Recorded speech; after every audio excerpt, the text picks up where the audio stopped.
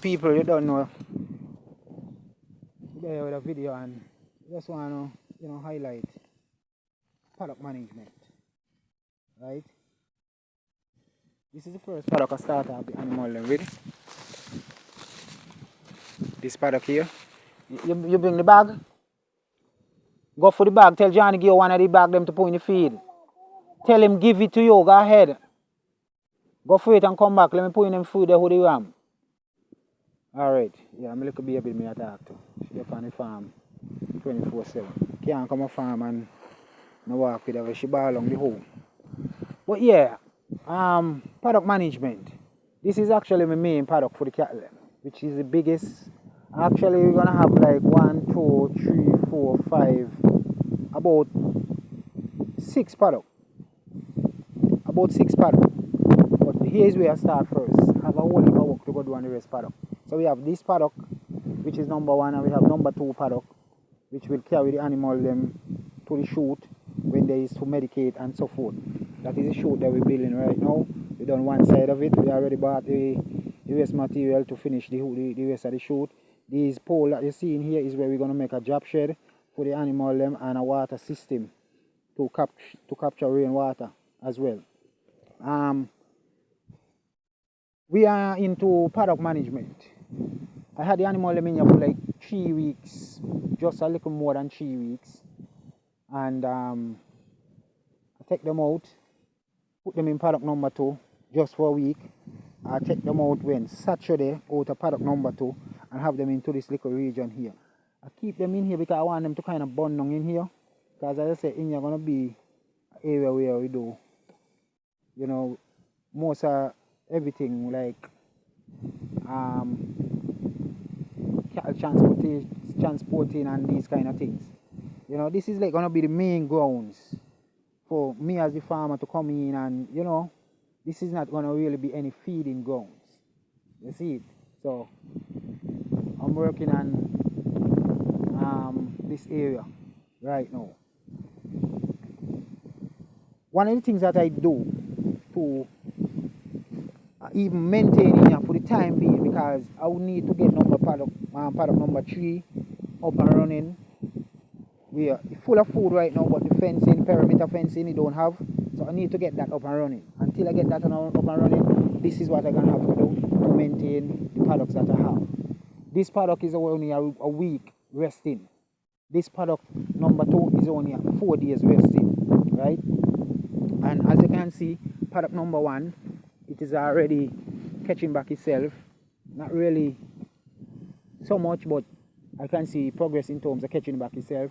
We have to depend on the rain to come. We're having some hot days, so we just got to work with it. Pleased with the little bit so far. I put them in here. They could last at least a week, but I want it to come back. So, same for number 2 paddock. It's just 4 days and they look, it's already shooting back green grass again. More rainfall, better for me. So I have them now in paddock in this area where is the main ground area where we have the drop shed and so forth. And I had to come up with a plan, and the plan is to manage this area as I manage the paddocks. So I wouldn't rush to put back the animals in paddock number 1 to paddock number 2 while working on paddock number 3. So one of the things that I do to manage the area is to cut and carry. You understand? Which is to cut and carry. It is more work, but it is beneficial to what I want to achieve. Right? Once I could maintain this, it would also be a beneficial to maintenance of the paddock, which number 1, paddock number 2, and also paddock number 3, and the list goes on and on. Because what I said I can continue to do. Right now we're cutting morning and afternoons. Whenever the paddocks them grow back, that I can put them back in, maybe because I see I would have to do this maybe 1 another month or 2, while the paddocks them really do catch back themselves, that I can put them back in, because it is going into dry season now and it's going to take a longer time, right? What I will do also, even though I'm going to put them in a paddock where food is, still is going to cut and carry. So even if I do it twice a week, I would do it one. I must say twice a day. Sorry, I would do it at least once a day to help cut back the grazing at the paddock. Right? Believe me, it will work.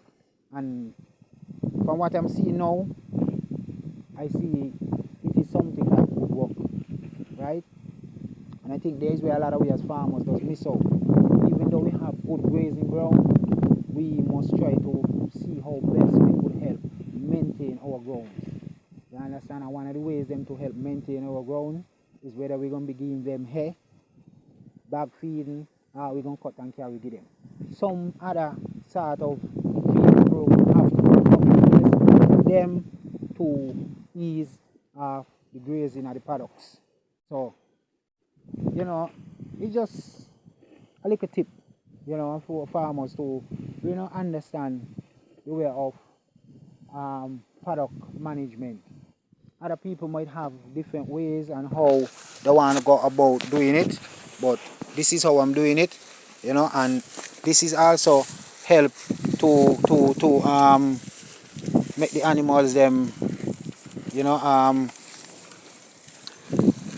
calm and tame and what's not, because, you know, this is a bull I bought a couple months ago, sometime in last year. I think it is last year, October, I don't remember, but, you know, I bought him 9 months, he done over a year. I think he is now 14 months, and look at him for 14 months. I mean, look at him for 14 months. Pleased with myself as a young farmer, and just gone into the cattle business. This is a heifer I have more than a year now. I've never had any bull to, you know, breed her, but let us see what's going on as we go along. But yeah, paddock management is not easy, but once you have an idea and you put your idea to work, it will work. You understand? Just have good ideas and put the ideas into manifestation, and believe it will work. So it is extra work for me, both morning and afternoon, but I'm doing what I gotta do because I have to do it. Because if me not do this, then they would be here losing body weight, and then it would force me to either put them back on rope, take them out the paddock them, or tie them out, or it would force me to, you know, attack the paddocks them that they were in before time. You understand? And I don't want to do that. This is only a week, and he ain't even have a week feeding there for 2 cattle. So just imagine. So, you know, and make sure they have nice clean water. They have you know, just make sure that they have a lot of water to drink as well. From they got water and they got feeding, they're gonna be alright. I tell you, they're in a very good condition for the time I have them in here. So, you know, that is just it. Very nice.